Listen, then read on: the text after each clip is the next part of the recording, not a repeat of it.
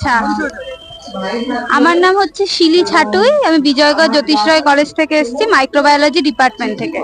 আর আমি অনির্বাণ সামন্ত, বিজয়গড় জ্যোতিষ রায় কলেজ থেকে এসেছি, মাইক্রোবায়োলজি ডিপার্টমেন্ট।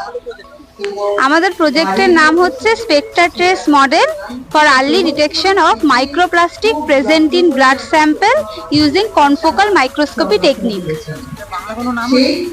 হ্যাঁ, এটার বাংলা নাম আমরা এটাই বলতে পারি যে মাইক্রোস্কোপের মাধ্যমে যেভাবে আমরা মাইক্রোপ্লাস্টিকটাকে রক্তের মধ্যে তাড়াতাড়ি সেটাকে বের করতে পারি।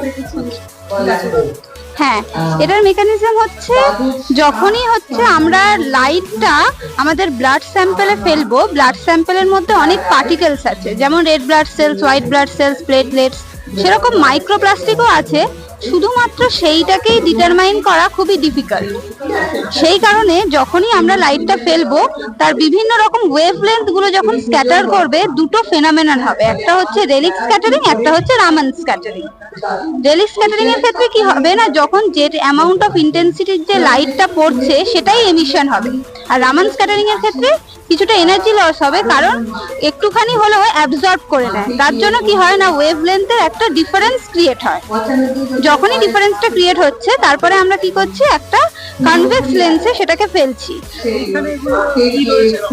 হ্যাঁ, এখানে হচ্ছে আমরা প্রথমে যেটা দিয়েছি এটা হচ্ছে একটা কনভেক্স লেন্স। সেই কনভেক্স লেন্সে আমরা ফেলছি এবং কনভেক্স লেন্সে ফেলার পর কি হচ্ছে, আমাদের ফোকাসটা আরো বেশি ভালো হচ্ছে এবং আমাদের বেন্ডিং প্রপার্টির জন্য চারদিকে সেটাকে ছড়িয়ে পড়ছে।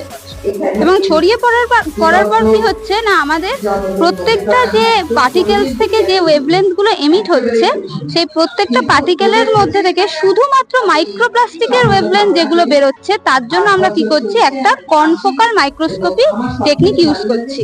যেটা হচ্ছে এই যে এখানটা একটা আমরা ক্রিয়েট করেছি, একটা যেখানে একটা পিন হোল ক্রিয়েট করেছি, যার মধ্যে দিয়ে শুধু স্পেসিফিক মাইক্রোপ্লাস্টিকের যেটা ওয়েভলেন্থ সেটাই এন্টার করবে।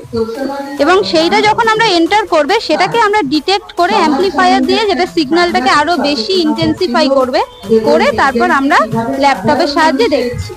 ল্যাপটপের সাহায্যে এটা আমরা একটা অ্যানালিসিস করছি যে কিভাবে আমাদের যে ডিজিজ, যে মাইক্রোপ্লাস্টিক গুলো আছে সেগুলো কি কি ডিজিজ ক্রিয়েট করতে পারে, সেই ডিজিজের সিভিয়ারিটিটা কিরকম, সেইটা আমরা একটা কোয়ালিটেটিভলি অ্যানালিসিস করতে পারছি।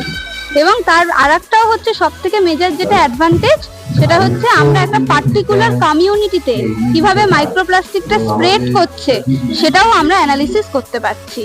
এই মডেলের আরেকটাও বেনিফিটস রয়েছে, সেটা হচ্ছে এটা ভীষণই টাইম কনজিউমিং নয়। এটা শুধুমাত্র একটা লাইটের রে স্পেকট্রোস্কোপির মাধ্যমেই আমরা শুধুমাত্র মাইক্রোপ্লাস্টিকটা ডিটেক্ট করতে পারছি।